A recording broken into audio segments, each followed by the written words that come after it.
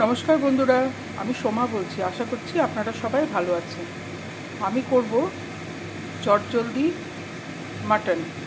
তার জন্য সর্ষের তেল গরম করেছি, তার মধ্যে চিনি দিয়ে দিচ্ছি। আর মাটনটা আমি প্রেসারে 2টো সিটি দিয়ে আগে সেদ্ধ করে রেখেছি। একটু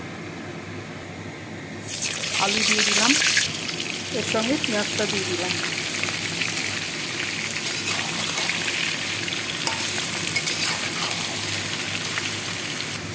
লবণ দিয়ে আলু পেঁয়াজটাকে ভাজবো। পেঁয়াজটা ভাজা হয়ে গেছে। টমেটো, আদা বাটা, রসুন বাটা, হলুদ গুঁড়ো। আমি লঙ্কার গুঁড়োটা পরে দেব, কারণ আমি আগে একটু তুলে নিই, পরে আমি লঙ্কার গুঁড়োটা দেবো।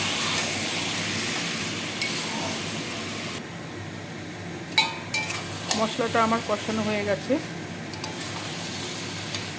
এবার আমি সেদ্ধ মাটনটা দেবো। আমি সেদ্ধ মাটনটা দিলাম, দিয়ে এবার আমি একটু কষিয়ে আঁচ কম করে ঢাকা দিয়ে রাখবো।